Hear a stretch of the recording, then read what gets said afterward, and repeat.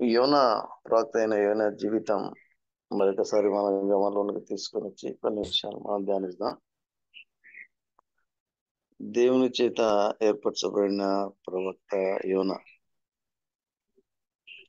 యోనాకు దేవుని ఆజ్ఞ ఏమిటంటే నినివే పట్టణానికి వెళ్ళి ఆ యొక్క దుర్గతిని గురించి వారికి ప్రకటించి వారిలో పశ్చాత్తాపము కలుగచేసి దేవుడు ఉద్దేశించిన ఒక ఆ పట్టణానికి అయిన నాశనాన్ని నుంచి తప్పించబడడానికి దేవుని పక్షాన దేవుని దూతగా దేవుని పరిచారకుడిగా యోనాను వెళ్ళమని దేవుడు యోనా వెళ్ళవలనని దేవుడు ఆజ్ఞాపిస్తే యోనా తన మనస్సులో నినివే పట్టణస్తులు కానీ అశ్షూరీయులు కానీ ఇశ్రాయేలు జనాంగానికి గొప్ప కీడు చేసినారు కాబట్టి వారు రక్షింపబడకూడదు, దేవుని కనికరానికి వారు పాత్రలు కాకూడదు, దేవుని ఉగ్రతకు మాత్రమే వారు పాత్రలు కావాలి అన్న సంకల్పంతో ఆ యోనా ఏం చేస్తాడంటే ఓడ ఎక్కి దానికి నినివే పట్టణానికి వ్యతిరేక దిశలో ఉన్న తర్షీష్ పట్టణానికి పోవాలని ప్రయత్నం చేస్తాడు. ఓడ ఎక్కి ఆ ఓడ ప్రయాణిస్తున్న వేళలో గొప్ప ఉపద్రవం వీరికి కలుగుతుంది, తుఫాను లేస్తుంది. ప్రజలు, ఓడ నాయకుడు అందరూ ఆందోళన చెందుతారు. ఎందుకు ఈ విధంగా జరుగుతుంది, దీనికి కారణం ఏంటి, ఇటువంటి స్థితిలో మనందరం నాశనం అయిపోతాం కదా అని వారి దేవుళ్ళకు వారు ప్రార్థన చేస్తారు. ఈ విధమైన ఈ ఉపద్రవం నుంచి తప్పించమని. యోనా మాత్రం ఓడ అడుగు భాగాన వెళ్ళి నిద్రపోతున్నాడు.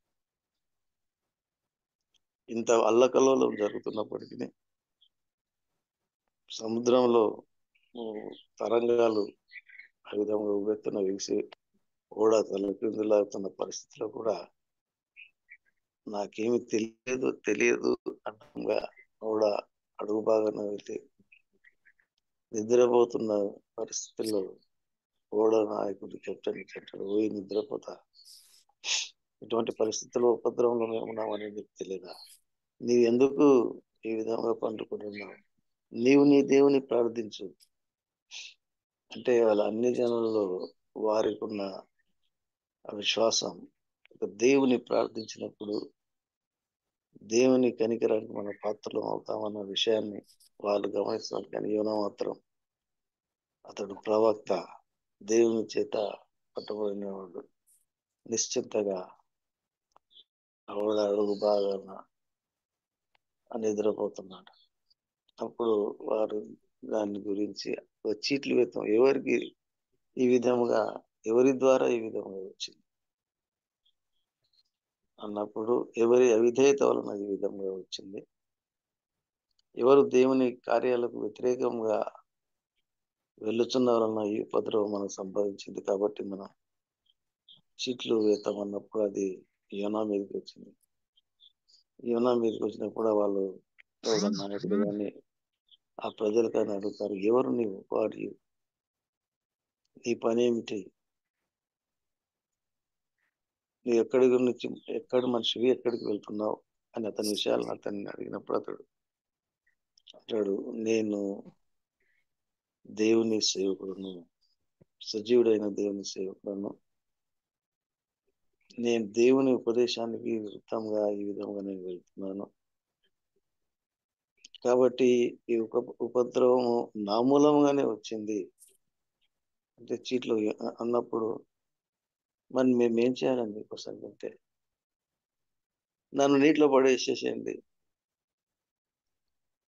నా మూలంగా వచ్చింది కాబట్టి నన్ను నీళ్ళలో పడేసేసండి, అప్పుడు మీరు సేఫ్గా ఉంటారు, ఈ యొక్క సముద్రం యొక్క అల్లకల్లోల పరిస్థితి తగ్గిపోతుంది అన్నప్పుడు వారు భయపడతారు. మొదట అయ్యో నీ దేవుని సేవకుడు కదా, ఒక నిర్దోషిని మేము ఏ విధంగా నీళ్ళలో వేయాలి అని వాళ్ళు ఎంత ప్రయత్నం మొదట చేస్తారు చేయరు. కానీ అది ఇంకా తీవ్రమవుతుంది. ఆ పరిస్థితుల్లో ఏమన్నా నన్ను వేసేయండి అన్నప్పుడు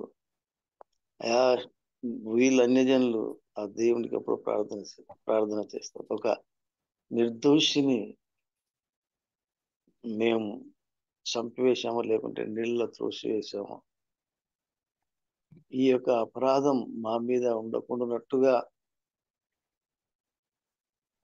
ఈ యొక్క పాపం మా మీద రాకుండా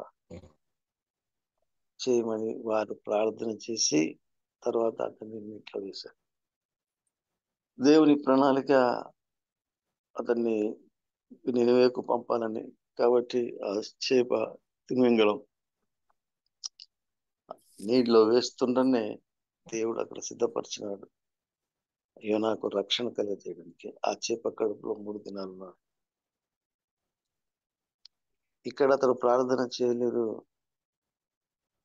ఆ ఓడలో ప్రార్థన చేయలేదు, కానీ తిమింగలం కడుపులో 3 దినాల్లో ఉన్నాడు. అక్కడ నుంచి ప్రార్థన చేస్తున్నాడు. సముద్ర అడుగు భాగంలో నుంచి ప్రార్థన చేస్తున్నాను, నాకు రక్షకుడు నీవే కదా అని పశ్చాత్తాపడి అతను ప్రార్థన చేస్తున్నప్పుడు తిరిగి దేవుడు ఆ మత్స్యానికి ఆ ఓడ ఒక సముద్ర తీరాన కక్కివేయమన్నప్పుడు అతడు కక్కివేస్తే అప్పుడు తిరిగి అదే ఉపదేశం అతనికి ఇస్తారు. నువ్వు నిన్నవే పట్టణంకి వెళ్ళాలి. అప్పుడు తన మనసు మార్చుకుని నిన్నవే పట్టణంలో ప్రవేశించి వారికి, అయ్యా, ఈ 40 దినాల్లో పట ఈ యొక్క గొప్ప ఉపద్రవం జరగబోతుంది మీ ప్రాంతానికి, మీరు పశ్చాత్తాపడితే ఆయన చెప్పింది వారికి దేవుడు ఉపదేశించింది వారికి రక్షణ కొరకు చెప్పలేదు, కానీ వారి దుర్గతిని గురించి, కలగబోయే ఆపదను గురించి మాత్రమే చెప్పని చెప్పాడు. ఆ విధంగా యోనా ఆ యొక్క నినివే పట్టణానికి రాకపోయే దుర్గతిని గురించి ప్రకటిస్తున్నప్పుడు ఆ యొక్క ప్రజలు ఎంతో పశ్చాత్తాపడిపోతారు. అయ్యో, మా దోషాలను బట్టి, మా అతిక్రమణ క్రియను బట్టి మాకు ఈ విధంగా శిక్ష జరుగుతున్నట్టుగా వస్తుంది కదా అన్న ఒక ఆలోచనలో వారు తమ పాత జీవితాన్ని అంతా విడిచిపెట్టుకుంటారు. రాజు మొదలుకొని, అంటే గొప్ప అధికారులు మొదలుకొని కింది వరకు, సేవకుని వరకు కూడా ఉపవాసం ఉండి, రాజు ప్రకటించాడు ఉపవాసం ఉండాలి అందరూ 3 దినాల వరకు. గోనె పట్ట కట్టుకున్నారు. పశువులు కూడా వాటిని ఉపవాసం ఉండాలని చెప్పారు. వాటికి కూడా ధాన్యం గ్రాసం లేకుండా చేశారు. ఇంత పశ్చాత్తాపడిన యోనా 3 దినములు ప్రయాణం చేయవలసినటువంటి ఆ పట్టణం అతడు మొత్తం ప్రకటించాలంటే 3 దినముల ప్రయాణం. కానీ ఒక దినం మాత్రమే అతడు ప్రయాణించాడు. ఒక దినం ప్రకటించాడు ఈ యొక్క పట్టణంపైకి రాబోయే దుర్గతిని గురించి. మిగతా 2 దినాలు ఆ గ్రామ వాళ్ళే, ఆ పట్టణం వాళ్ళే ప్రకటించుకున్నారు. అయ్యో, ఇటువంటి దుర్గతిని గురించి మనం పశ్చాత్తాపడితేనే కానీ, మన జీవితాలు మార్చుకుంటేనే కానీ మనం రక్షింపబడలేము అని ఉపవాసం ఉండి వారు ప్రార్థన చేసినట్టుగా మనం చూస్తాం. తర్వాత యోనా ఆ పట్టణం యొక్క చివరికి వెళ్ళి ఒక ఒక చిన్న చెట్టు వేసుకొని దాని నీడన ఉండి ఎదురు చూస్తుంటాడు. ఆ టైం అయిపోయింది. ఇప్పుడు ఈ టైంలో కూడా దానికి ఏంటి, ఇక నాశనం రావాలి, కానీ నాశనం జరగలేదు. అప్పుడు యోనాకు చాలా కోపం వచ్చింది. నేను ప్రవక్తను కదా, అంటే దేవుని చేతనే పంపబడినాను కదా, ఈ 40 దినాల్లో కూడా ఇది నాశనం అవుతుందని నేను చెప్పాను, కానీ నాశనం అవుతలేదు కదా అని చాలా కోపపడుతుంటాడు. అప్పుడు దేవుడు అతడు ఎండ వేడితో ఉన్నప్పుడు ఎండకు తట్టుకోలేని పరిస్థితిలో ఒక చెట్టును వేసి ఆ చెట్టు నీడ కింద అతడు ఉంటాడు. తర్వాత ఒక పురుగును చేస్తే అది దాన్ని తొలిచి వేసేస్తుంది. దానికి ఇంకా కోపం వస్తుంది, ఎందుకు ఈ విధంగా జరుగుతుందని. అప్పుడు యోనాకు దేవుడు అంటాడు, నువ్వు వేయంది, నువ్వు మొలచి ఈ చెట్టు నీడ 3 దినాల లోపల ఎండిపోతుంది. ఈ విధంగా నువ్వు బాధపడుతున్నావు, ఎంత కోపపడుతున్నావు, తీవ్రమైన కోపం నువ్వు ప్రదర్శిస్తున్నావు. కానీ 120 వేల జనం కలిగిన ఈ పట్టణం వారి నిమిత్తం నాకు చిత్తలేదా? వారు పాపంలో దుష్క్రియలో ఉన్నప్పుడు, అపరాధం చేస్తున్నప్పుడు, సొదొమ గొమొర్రాలు ఎవరికి పాపం కలుగచేసి వారిని నశింపజేసే వారిలో కలిగిన వారిలో దేవుని ఎడల భయభక్తులు కలిగిన పరిస్థితిని బట్టి నేను వారిని కనికరించకూడదా అని యోనా ఉన్నప్పుడు అతడు కూడా నిజమే కదా అని అంటున్నాడు.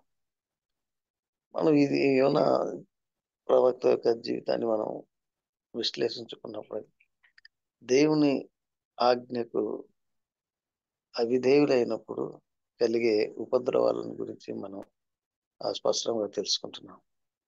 ప్రవక్త అతడు ఇతరుల కొరకు, ఇతరుల క్షేమ కొరకు ప్రార్థించవలసిన వాడు. మరి అన్యుడైనప్పటికీ, ఎవడైనప్పటికీ.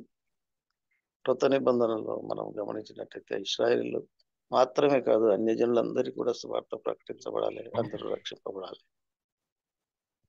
కానీ యోనా తన వ్యక్తిత్వానికి లేకుండా దేవుని ఆజ్ఞకు వ్యతిరేకంగా ప్రవర్తిస్తున్నాడు. ఆ ఓడలో కూడా అన్యజనులు కూడా అతనికి ఒక గుణపాఠం నేర్పుతున్నాడు. అన్యజనుల చేత అతడు గుణపాఠం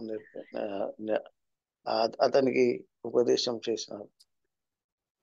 ఈ దినాల్లో కూడా మనం చూసినప్పుడైతే మనం ఇతరుల నిమిత్తము, ఇతరుల క్షేమ కొరకు ప్రార్థించవలసిన వారముగా ఉన్నాం. మనం ఇతరుల యొక్క రక్షణలోనికి నడిపించవలసిన వారముగా ఉన్నాం. మనము కొన్ని సందర్భాల్లో, కొన్ని పరిస్థితుల్లో కూడా అన్యజనుల చేతనే మనం హెచ్చరింపబడుతున్నాం. అన్యజనుల యొక్క భక్తిని గురించి, లేకుంటే వారు మనకు తెలియజేసే పరిస్థితిలోనికి దిగజారుతున్నాం.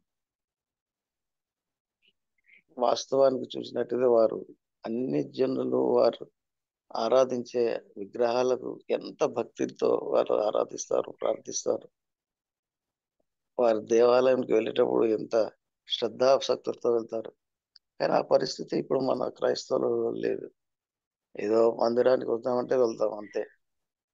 సరైన విధంగా ఆరాధిస్తున్నామంటే ఆరాధిస్తున్నాం లేదు. దేవుడు మనకు రక్షణ అనుగ్రహించండి కదా, అదే అనుకుంటూ వెళ్తున్నాం. కాబట్టి నిజమైన పశ్చాత్తాపం, పరివర్తన ఈ దినాలలో క్రైస్తవ బిడ్డలలో లేకపోవడం అది చాలా విచారకరం. అది ఇంకా వారిని సరైన విధంలో నడిపించే వారిలో కూడా అటువంటి పరిస్థితి లేకపోవడం ఎంతో దారుణమైన పరిస్థితి. అంతటా అందరూ రక్షింపబడాలని దేవుని సంకల్పం. కానీ కొంతవరకు మాత్రమే మాకే దేవుడు, మాకే ప్రభు, మేమే మోక్ష మార్గానికి వెళ్ళాలి, ఆయన మాకే దేవుడు అని విధంగా ఇశ్రాయేల్ ప్రజలు ఏ విధంగా ప్రవర్తించినారో ఆ విధంగానే క్రైస్తవ సమాజంలో కూడా పరిస్థితులు దాపరిస్తున్నాయి. కాబట్టి ఇటువంటి పరిస్థితునికి విరుద్ధంగా దేవుడు తన కరుణ హస్తాన్ని చాపుతూ అందరికీ రక్షణ అనుగ్రహించాలి దేవుని ప్రణాళిక అయినటువంటిది. ఎప్పుడైతే మన జీవితాలు దేవునికి విరుద్ధంగా ఉన్నప్పుడు, లేకుంటే మన ఇష్టానుసారంగా మనం జీవిస్తున్నప్పుడు, మన శారీరక కోరికలను మనం అనుభవిస్తున్నప్పుడు దేవుని ఉగ్రతకు గురవుతామన్న విషయాన్ని మనం గమనిస్తున్నాం. అయితే వాటి నుంచి తప్పించుకోవడానికి ఎప్పుడైతే నినివే జన ప్రజలు ఏ విధంగా పశ్చాత్తాపడినారు, తమ పరిస్థితులన్నిటి, తమ జీవితాలన్నిటిని మార్చుకున్నారు. ఓ దినంలో ఉపవాసము కన్నీటితో ప్రార్థన చేస్తున్నారు. దేవుని కృపకు వారు పాత్రులైనారు. ఈ దినాలలో మనం గమనించినట్టయితే భక్తి, భయం, దేవుని వదిలి భయం, భక్తి తగ్గిపోతుంది. టేక్ ఇట్ ఈజీ అన్న విధానంగానే వెళ్ళిపోతున్నాం. అయితే ఆ పరిస్థితి నుంచి మనం బయటికి రావాలి. ఒక ప్రవక్త చెప్పినప్పుడు ప్రజలు ఏ విధంగా పశ్చాత్తాపడినారో అటువంటి దైవిక శక్తి కలిగిన ఉపదేశాలను కలిగిన వారుగా ఈ దినాలలో లేకపోవడం,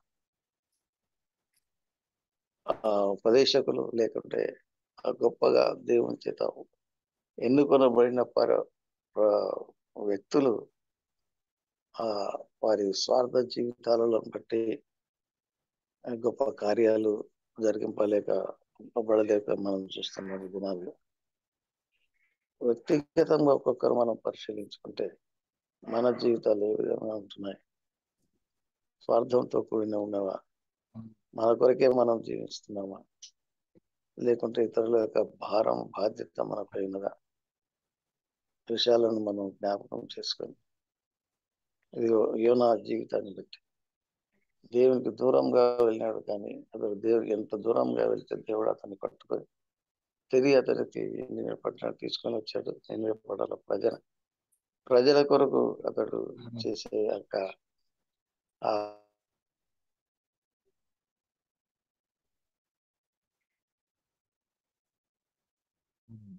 పరిచర్యల ద్వారా కాబట్టి చేయాలని ఆలోచన లేక మనకు మన జనాంగానికి నాశనము కలుగజేసే దృక్పథంతో ఈ నినే పట్టణాలు ఉన్నారన్న ఆ యొక్క ఉద్దేశంతోనే అతడు ఆ పట్టణం నాశనం అయితే పర్వాలేదు అనుకుంటాడు.